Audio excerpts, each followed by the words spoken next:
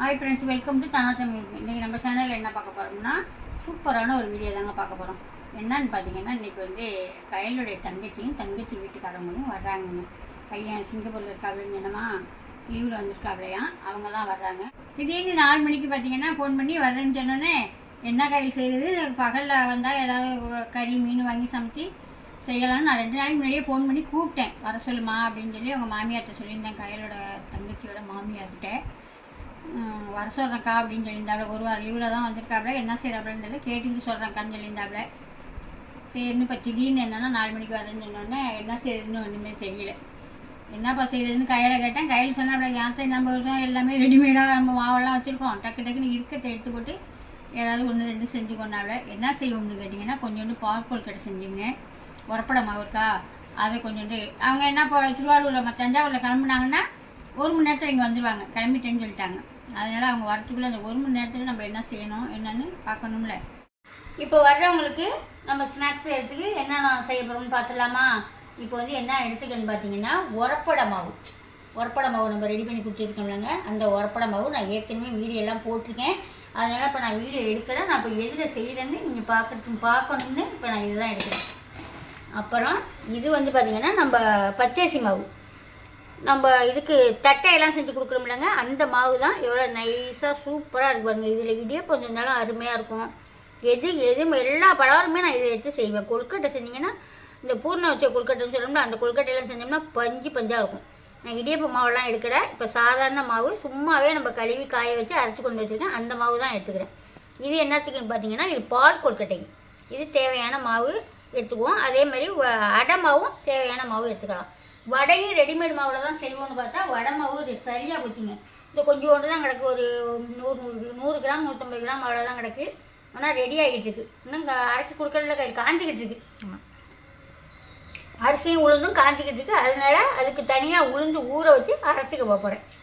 இப்போ தேவையான மாவு எடுத்துக்கலாமா.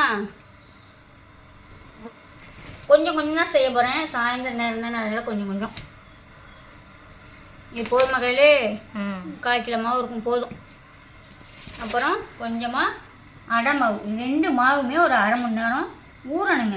இந்த அடை மாவுக்கு நம்ம பச்சை தண்ணி ஊற்றி பிணைஞ்சி செத்த நேரம் ஊற வைக்கலாம்.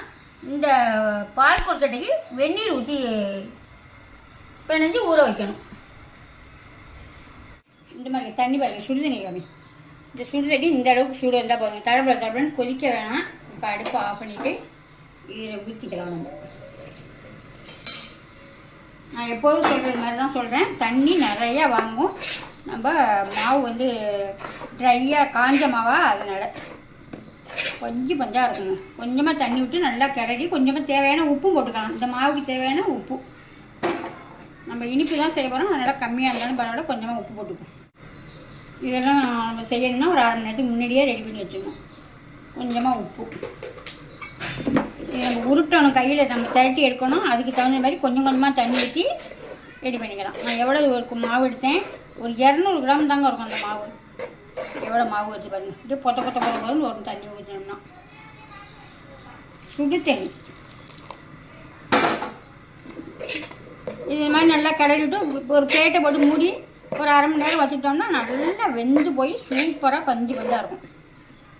அப்போக்கி நம்ம பத்தோம்னா கொஞ்சமாக தண்ணியை ஆடி இருக்குமா வெந்நீர், அந்த தண்ணியை எடுத்து நம்ம பிணைஞ்சிக்கலாம். இது அப்படியே ஒரு பக்கம் வச்சுக்குவோம்.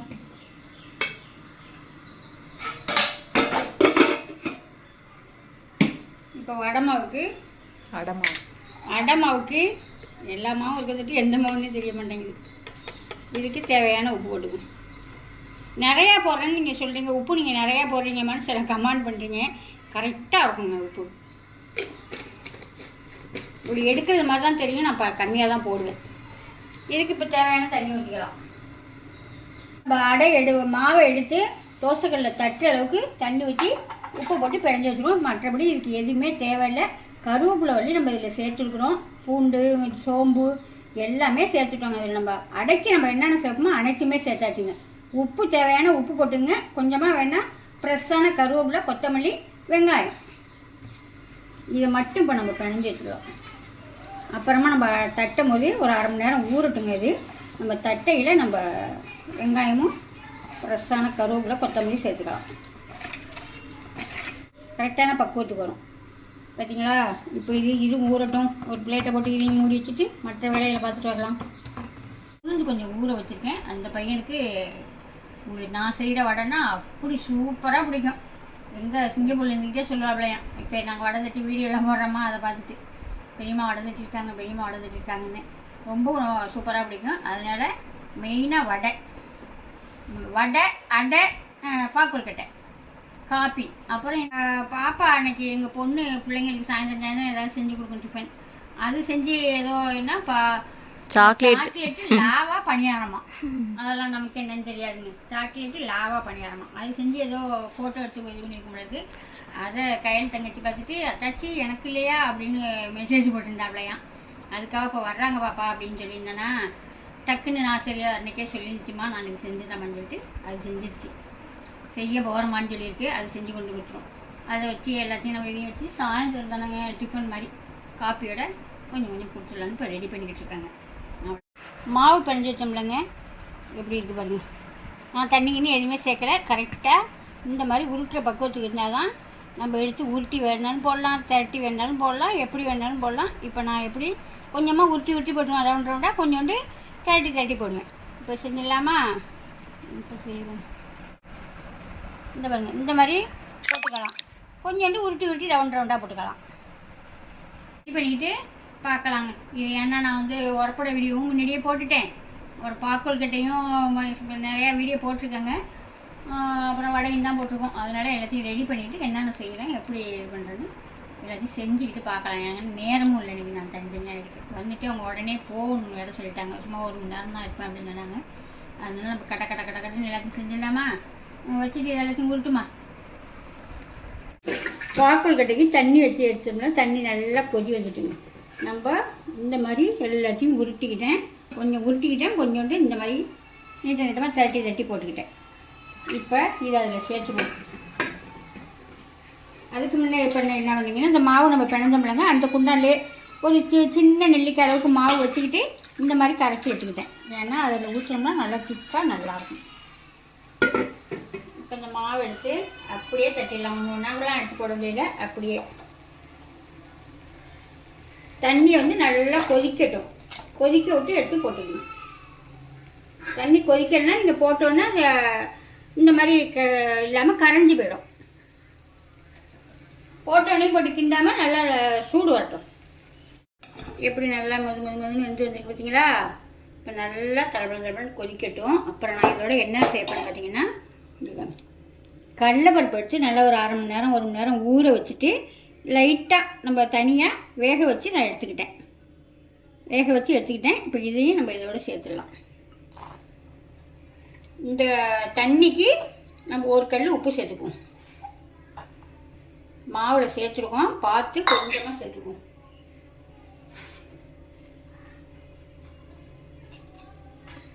அப்போ தான் அந்த இனிப்பை நமக்கு எடுத்து கொடுக்கும்.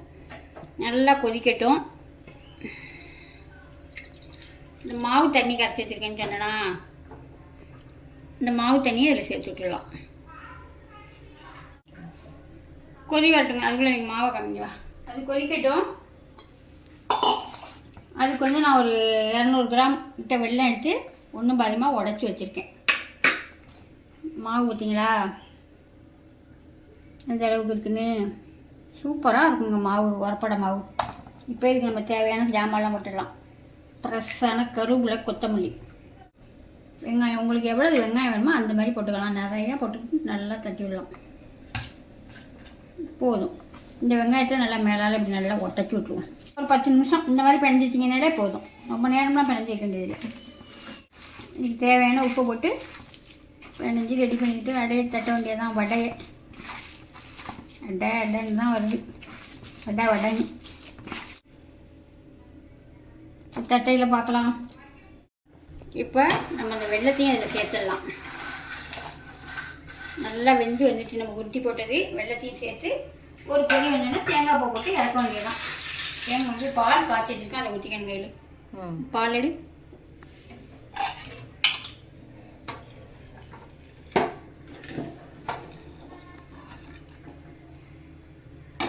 நல்லா பால் காய்ச்சி வச்சுருக்கேன். நல்லா திக்காக பால் காய்ச்சி வச்சுருக்கேன். தேவையான பாலை ஊற்றி தேங்காய் பூ போட்டு இறக்கிட வேண்டியதான். பாக்கோல் கடை ரெடி.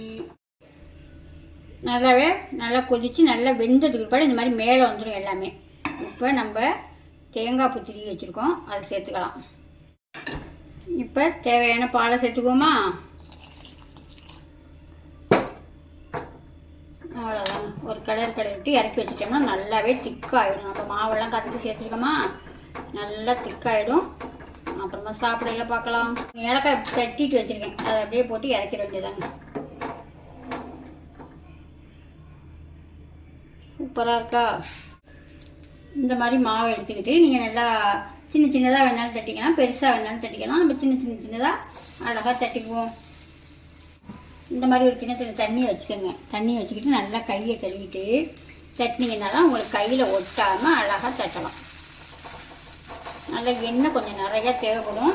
இதுக்கெல்லாம் கொஞ்சம் எண்ணெய் ஊற்றி தட்டினீங்கன்னா தாங்க நல்லா பொறன்னு நல்லா திங்கிறதுக்கு நல்லாயிருக்கும். போதும், இதே மாதிரி தட்டி எடுத்துக்குவோம். நல்லா எண்ணெயை ஊற்றிக்குவோம். இப்போ எப்போதும் நான் கோல்டு வின்னர் தான் சமைப்பேன், அந்த எண்ணெய் தான் ஊற்றிருக்கேன். சூப்பராக இருக்குங்க. நீங்கள் நல்லெண்ணெய் வேணாலும் ஊற்றிக்கலாம். எப்போதும் சமைக்கிற எண்ணெய் சமைப்பீங்களோ அந்த எண்ணெயிலேயே தட்டிக்கலாம். இப்போ தட்டிட்டு நான் பெரட்டி போட்டு காமிக்கிறேன். நம்ம எவ்வளோ எண்ணெய் ஊற்றணும், எல்லா எண்ணெயும் இழுத்துட்டு பாருங்க. இது மேலே எண்ணெய் இருக்கா, தூக்கி தொப்புன்னு பெரட்டி போட்டுறாம எப்படி வருது பாருங்க, படல் மாதிரி. நல்லா படலாக வருது பார்த்தீங்களா? எந்த ஒரு இதுவுமே இல்லைங்க. மெதுவாக கொஞ்சம் நேரம், ஏன்னா எண்ணெய் நிறையா இருக்குது.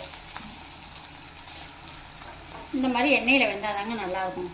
உரப்படம் மட்டும் இந்த மாதிரி எண்ணெயில் வெந்தால் தான் நல்லாயிருக்கும். நல்லா அப்படி பெரட்டி விட்டு வேக வச்சு எடுத்துக்குவோம். அவ்வளோதான். இருந்தாலும் வந்தாச்சு. கையிலோட தங்கச்சி நம்ம பிடிச்சவங்க வந்துட்டாங்க.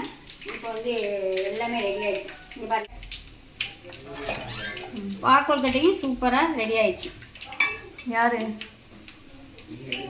அப்புறம் வந்து இது உரப்படை எவ்வளோ சூப்பராக இருக்கு பார்த்தீங்களா? மெதுன்னு அருமையாக விட்டோம்னா அவ்வளோ சூப்பராக இருக்குங்க. ரெடிமேட் மாவு வச்சு தான் செஞ்சுருக்கேன். அப்புறம் தொட்டுக்கிட்டு சாப்பிட தேங்காய் சட்னி, சூப்பரான உளுந்து வடை. இங்கே கொஞ்சம் அவ்வளோதாங்க. நம்மள்ட்ட எல்லாமே ரெடிமேட் மாவு இருந்துச்சா, டக்குன்னு செஞ்சோம். இந்த மாதிரி உங்களுக்கும் நீங்கள் வெள்ளம் வாங்கி வச்சுக்கிட்டீங்கன்னா விருந்தாடி வந்தால் டக்குன்னு செஞ்சுக்கலாம். ஒரு அரை மணி நேரம் 1 மணி நேரம் இருந்துச்சுன்னா போதும். எல்லாம் அரை மணி நேரம் ஊற வச்சு நான் செஞ்சது மாதிரியே பார்த்து தெளிவாக சூப்பராக செஞ்சு சாப்பிடுங்க. பாய்.